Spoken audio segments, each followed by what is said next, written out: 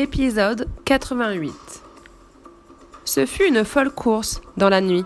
Jason tenait la toison d'or serrée contre lui et ne lâchait pas la main de Médée.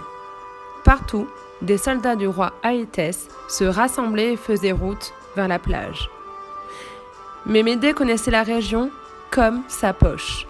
Elle réussit à contourner chaque groupe de soldats et ramena Jason auprès de son bateau par des chemins secrets. Échion, qui faisait le guet, fut le premier à les apercevoir. « Les voilà !» cria-t-il joyeusement, oubliant toute prudence. Jason et Médée grimpèrent sur l'argot et le bateau quitta la plage au moment où l'armée du roi lançait son attaque. Fou de rage, le roi Aétès reconnut sa fille Médée à l'arrière du bateau, debout, cheveux au vent. Elle tenait à bout de bras la toison d'or et la lui montrait. Puis, elle lança un rire moqueur, un rire de défi et cria « Tu apprendras, père, qu'un vrai roi digne de ce nom tient toujours sa parole. » À cet instant, surgit devant Médée son demi-frère Absyrtos. « Père, père, cria-t-il, je ne veux pas partir avec elle. » Le roi Aétès poussa un hurlement. Non seulement Médée s'enfuyait avec les étrangers, mais elle emportait ce qu'il avait de plus précieux, la toison d'or, et son fils chéri. Il ordonna aussitôt que l'on se mette à la poursuite des Argonautes. Médée ne quittait pas des yeux la côte qui s'éloignait. Elle savait qu'elle voyait son pays pour la dernière fois et son cœur se serrait. Tout s'était passé si vite depuis l'arrivée de Jason que la jeune fille n'avait guère eu le temps de réfléchir à son destin. Lorsqu'elle était tombée amoureuse, elle avait eu du mal à choisir entre Jason et son père. Mais quand son père avait trahi sa parole, il l'avait aidé à choisir. Des larmes coulaient sur les joues de la magicienne, mais elle ne s'en était pas aperçue. Jason s'était approché sans bruit. Il lui posa la main sur l'épaule. « Merci », lui dit seulement Jason. « Vive Médée !» cria soudain Échion, qui ne perdait jamais rien de ce qui se passait à bord. « Vive Médée !» crièrent en chœur les Argonautes, et ils ramèrent avec encore plus d'énergie. Mais le roi Aétès avait fait sortir son bateau le plus puissant. Il était beaucoup moins gros que celui des Argonautes, mais beaucoup plus rapide. D'autres bateaux chargés de soldats suivaient. Il y en avait tant et tant que la mer semblait couverte par un troupeau de bêtes noires. Peu à peu, la distance entre l'argot et les bateaux ennemis se réduisait. À mesure que les bateaux de son père se rapprochaient, Médée pâlissait.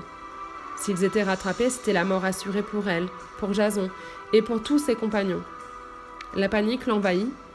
Elle voulait vivre, vivre à tout prix, vivre avec cet homme qu'elle aimait, vivre avec des enfants qu'elle aurait de lui, vivre.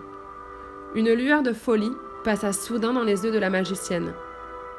Seul Jason aperçut cette lumière dangereuse dans le regard de Médée, cette lumière allumée par la peur et l'envie de vivre. Mais il ne réagit pas, il ne la secoua pas pour la ramener à la raison, il la laissa partir vers sa folie. À cet instant, Médée n'était plus elle-même. Elle se précipita sur son demi-frère, elle lui plongea un couteau dans le cœur. Puis, elle le découpa en morceaux et se mit à jeter par-dessus bord un à un les morceaux. Au premier morceau jeté à la mer, elle hurla en direction de son père. « Tiens, le voilà ton fils chéri !» Puis elle accompagna son geste horrible d'un rire de folle. Son père poussa un cri de douleur et fit arrêter ses bateaux pour repêcher les morceaux du corps. Chaque fois que les bateaux de son père se rapprochaient, Médée jetait à nouveau un morceau de son frère par-dessus bord. Petit à petit, l'argot gagna du terrain. Il finit ainsi par perdre ses poursuivants, trop occupés à retrouver les morceaux du corps. Parmi les Argonautes, un silence de mort avait fait place à la joyeuse atmosphère de victoire. Chacun ramait, sans un mot, glacé par l'horrible crime qui venait d'être commis sur leurs yeux. Au bout de longues heures, Eurytos éclata en larmes. Son frère Échion, lui, laissa alors s'exprimer sa colère. « Monstre !» hurla-t-il en direction de Médée et Jason.